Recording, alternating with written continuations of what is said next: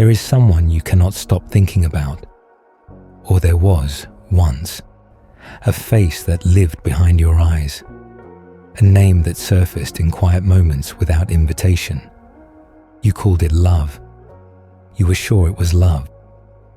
But there was something beneath the sweetness that you did not want to look at too closely. A hunger that felt less like wanting to give and more like needing to take. A desperation that did not feel free. And now, perhaps years later, you are beginning to wonder what it actually was. You have noticed a pattern in your attractions that you have never fully admitted to yourself. The people who grip you the tightest are not the ones who are healthiest for you. They are the ones who activate something old, something unfinished, something that aches before it even begins. You mistake the intensity of this ache for the intensity of love, but they are not the same thing. One is a flame that warms. The other is a wound that burns. There is a specific kind of longing that disguises itself as connection. It feels like recognition, like you have finally found someone who sees you, who understands you, who completes you. But beneath that feeling is a question you are afraid to ask. Why do you need to be completed? What part of you is missing that this person seems to fill? And what happens to that feeling when they stop filling it?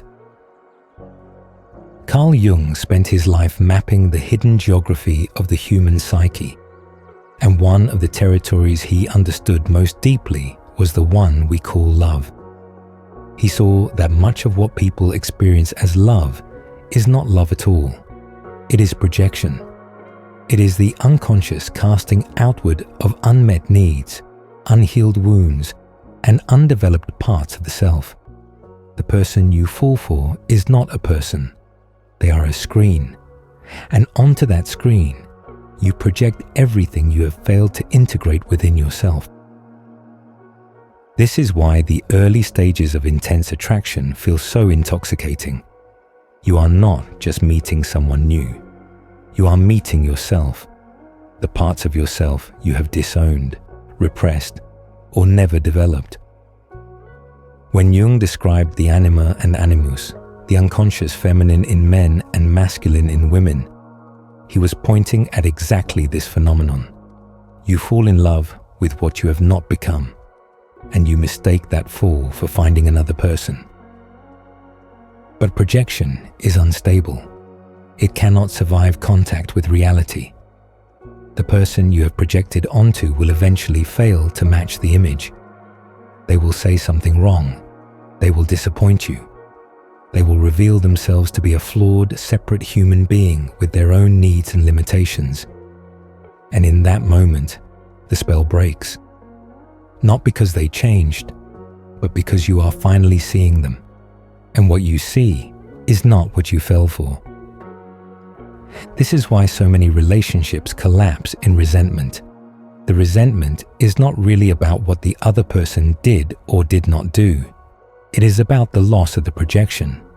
You were using them to feel whole, and now they are refusing to cooperate. You were using them to avoid your own inner work, and now reality is forcing you to confront what you were running from. The wound was always yours. You just placed it in their hands and blamed them when they could not heal it. Jung understood that genuine love is only possible after this illusion dies. After you stop needing the other person to complete you.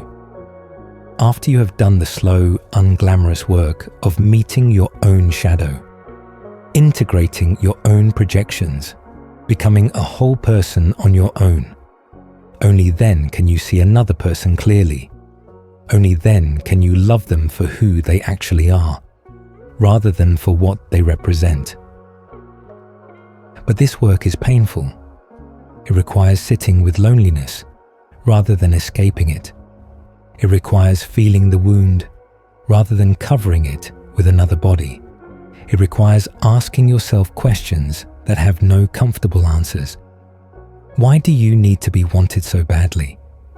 What part of your childhood still runs your romantic life? What are you avoiding in yourself by losing yourself in someone else? The desire that masquerades as love is always rooted in lack. It says, "I am not enough. I need you to make me enough." It attaches to the other person with a grip that is not generosity but desperation. And the other person can feel it. Even if they cannot name it, they feel the weight of being needed rather than the lightness of being loved. And eventually, they begin to pull away, not because they do not care, but because they cannot carry what you have placed on them. Real love has a different texture. It is spacious rather than gripping. It delights in the other person's separateness rather than needing to merge with it. It can tolerate distance, disagreement, disappointment, because it is not dependent on the other person remaining a certain way. Real love sees the other person as an end in themselves, not as a means to fill your emptiness. You have tasted both, even if you did not know to name them differently. You know the difference between the obsession that keeps you up at night and the quiet warmth that lets you rest. You know the difference between the high of being wanted and the peace of being known. One feels like a fever, the other feels like home. The wound dressed as desire will keep appearing until you turn and face it. It will wear different faces, speak with different voices, but it will always carry the same ache.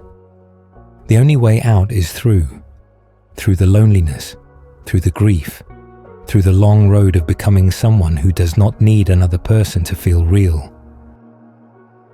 And when you arrive at the other side, not perfect, not fully healed, but no longer running, you will find that love is still there, but it will be different. It will be free. And for the first time, so will you.